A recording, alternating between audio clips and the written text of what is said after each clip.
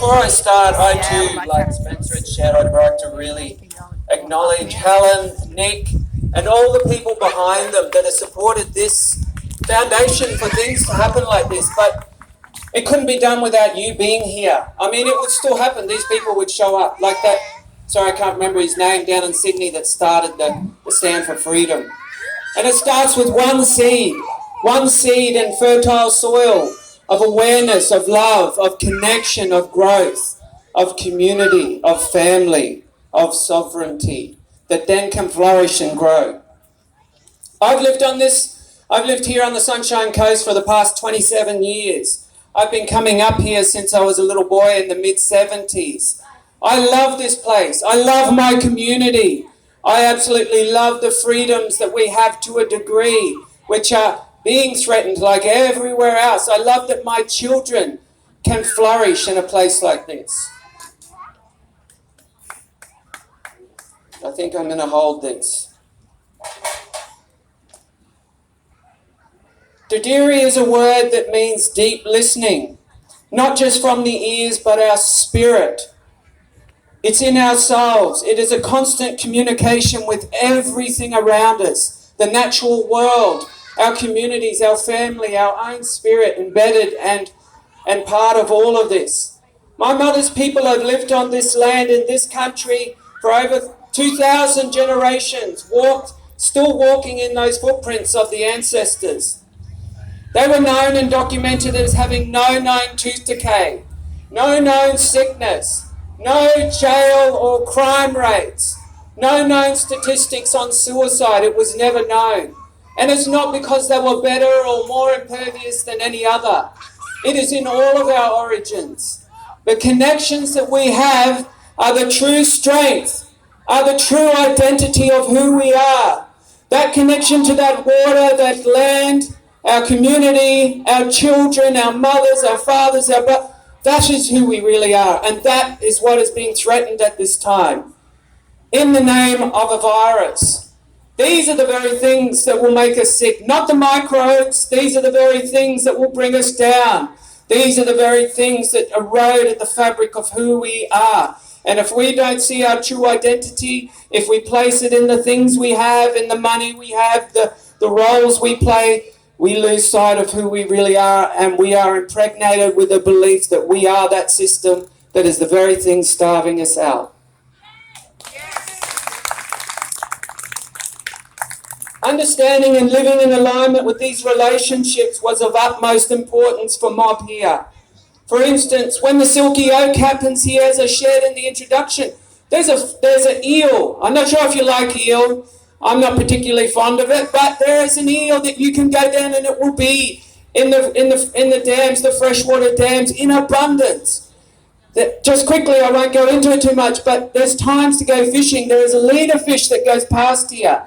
And if you catch that leader fish, you are disrupting million-year cycles of sustainability, because you're catching the fish that is guiding the young ones to the spawning grounds, to where they repopulate. You are breaking those cycles. This relates to us all, black, white, green, blue, woman, gay, straight, irregardless. This is our identity as sovereign beings. Where our deep intuitive connection to truth lays, where our natural sense of understanding of what is right and what is wrong, and which is motivated by care and empathy, not by greed and not by competition like we are indoctrinated to believe. But for most of our lives, and for so many of us that have been systematically severed and replaced with this deeply embedded indoctrination to believe out of existence that it's all about giving away our sovereignty over our body, mind, and spirit, giving away our free will and freedoms in exchange for a life of dependence, disempowerment, and continual fear. There is a damaging narrative that permeates through all the systems of society. For instance, the narrative, we are looking after your best interest and looking out for you. Like a mantra, this is drummed into us day by day. We are doing this because we are looking out for you and your best interest and looking out for you. So don't listen to that inner voice. Shut it off. Let go of the burden of self-awareness and self-responsibility. Focus on what we teach you, what we tell you, what we have led you to believe, and who you are and your relationship to the world around you. Let us put you in a conceptual prison cell and offer you a key that will forever just be out of reach. Trust as we order you to lock down, when we give you directives to socially distance, to wear masks. Do you think for yourself? Do not think for yourself, or dig deeper than the veneer of pseudo-truth we tell you without the wisdoms behind it. And don't think twice about taking an experimental medical treatment. Don't question, don't resist. Just accept it as absolute and believe as us. We are doing this because we are looking after your best interest and looking out for you. This was the mantra that have bombarded since birth and over and over and over. And it is a systematic severing of our sovereignty, mentally, emotionally, physically and psychically. Giving away our power continually to individuals or systems that only serve to enslave us in a conceptual prison cell, where we are brainwashed to believe we are powerless. But we know different, don't we? We are absolutely power beyond belief and understanding. We are the co-creators. We are the drop that contains the whole ocean. So this great awakening, what is happening within and without, is an awakening to ourselves and to reclaiming our sovereignty individually and collectively, while supporting one another through this process. To reclaim our sovereign rights to our bodies, our thoughts, emotions, and spiritually. To awaken to the realization that we are radiant and powerful co-creators. When the words, "we are doing this because we're looking after your best interest and looking out for you," become guidestones of our society, it rings big red alarm bells in me as an individual, but as an Aboriginal person as well. My mother's people were oppressively forced to accept and get used to these words and swallow it down like poison that it was. We still have that sickening, traumatic taste in our mouths today, as they would say. We are doing this because we are looking after you and your best interests.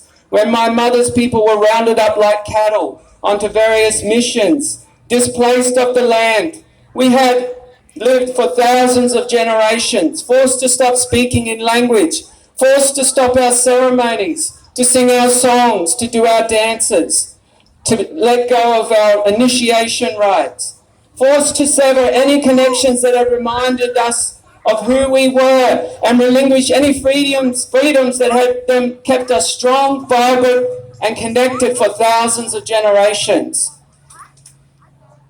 Where you are doing this because you're looking after our best interests, was that when you massacred hundreds of thousands of men and women and children and saw us as vermin? As they shared before, this is what the world order is doing now. It is seeing us all as vermin on this land to eradicate, to cull, and make profit from a dominating agenda. Were you looking out for our best interest and looking out for us when you raped all the women and then said, we have to take away all your children because they have lighter skin? And then made up a law under the White Australia policy in which you legally stole over 100,000 of our babies and children against our will, and then forced them to assimilate, to forget they ever had a connection with the past at all. And when you restricted our movement, saying we had to have permission letters, which are like travel passports, sound familiar? Where we had to get permission to move around, permission to see our family, permission to marry, permission to move freely. And of course, you must have been doing this, looking after us, our best interests, when you put us on a credit system, where we were forced to do what you wanted us to do and live how you wanted us to live. Only then would you give us rations of white flour and sugar and tea. Thank you for inhibiting us from our hunting and gathering and our natural diet of fresh fruit and vegetables and native meats. Thank you. Thank you for doing that. And of course, you were doing this because you were looking after our best interests and looking out for us when you dropped atomic bombs near our communities in the desert, using us as guinea pigs to see the detrimental radiation poisoning or how you flew planes over our communities and sprayed us with sprays to see how we would react and how long it would take for us to die. Or when you forced our vaccines and medical experimentation upon us against our will, hundreds of thousands of years of natural immunity destroyed and disrupted. When you are doing this because you are looking after our best interest and looking out for us, when you suppressed our voices and turned mainstream Australia against us, and the propaganda from that media, censoring anything that showed us in a positive light of love and connection, and our value was our family and community and connection to nature utmost. As you continually orchestrated lies to make us out to be a bunch of evil, backwards savages rolling around the dirt that needed to be eradicated. So that everywhere you went, you were persecuted and made to feel you were wrong and you were backwards and broken. And if we didn't comply, we were murdered or poisoned or starved out. It was genocide, plain and simple. But the powers that were behind this agenda were able to convince the mainstream to get on board and accept this narrative. So much for that. When it shows up that First Nations people have the highest rate of suicide in the entire world, the highest rate of incarceration in the entire world, and the lowest life expectancy. But that must be just who we are. I am a human being. First and foremost, before any of these parts come into me, I don't stand in opposition to anyone. I am you, you are me. And it's not a black or white issue. What's the propaganda that's going around at the moment? Anti-vaxxers are evil and want to kill us all. They are all conspiracy theorists. They are putting us all at risk. They don't deserve the same rights that we do, as the ones that take the order and go with it and flow with it. Let's persecute them through the media. Let's turn mainstream Australia against them. Let's discredit and censor their voices. Let's sever them from their families, their community, from any natural treatments of the land. Let's force medical experimental treatment upon them. Let's introduce them to a credit system and on medical passports where their movements will be restricted and scrutinised. And if they resist, then let's round them up and put them in FEMA camps and possibly take their children away because they are harming us all and they're irresponsible parents. So with that that's going on today, it definitely raises red flags all over. Sounds a little bit familiar to me. Does it sound familiar to you at all? No. As it is exactly the same tactics of causing division and fear and propaganda they are using now, here and all over the world to strip us of our voice, our rights and our freedoms. We cannot let their systematic stripping away of our freedoms happen. The gag on us, don't let it stop you from speaking up or sharing truth.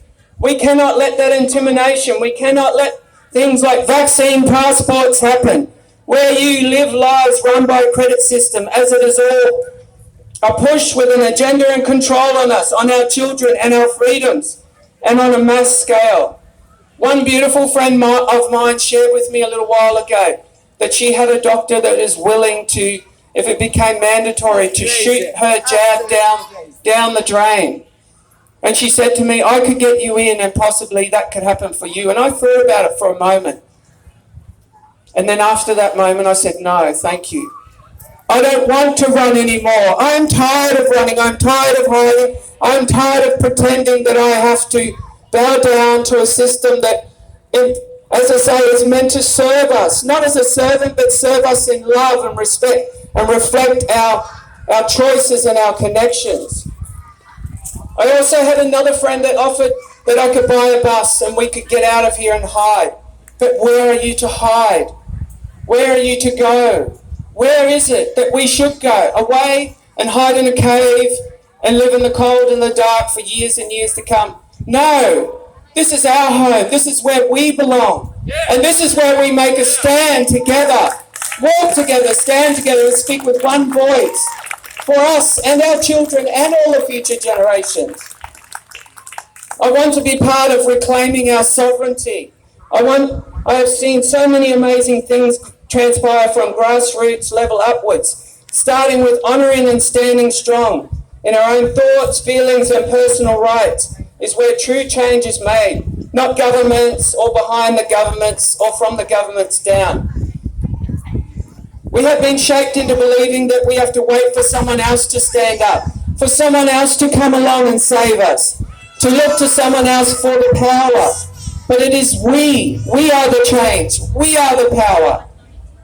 Us that need to reclaim our rightful position as sovereign beings, reclaim it back. As someone mentioned before, just like Gandhi, never shot one gun, never raised one fist, but it was able to bring the entire British nation, the most powerful empire of the time, to its knees. Because we are the power, we are that truth. Stand up and realise our power individually and collectively as the 99%. We are the sages we are looking for, and the fear that arises is not an obstacle to stop us and make us turn back, but rather an invitation to deepen our awareness of what they have tried to take from us and who we really are. I feel all over here because we care, all of you that here because we care. It is our care that is our superpower. We are the change we wish to see in the world.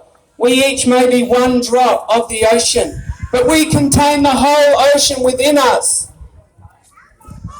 And it's this that does have an effect.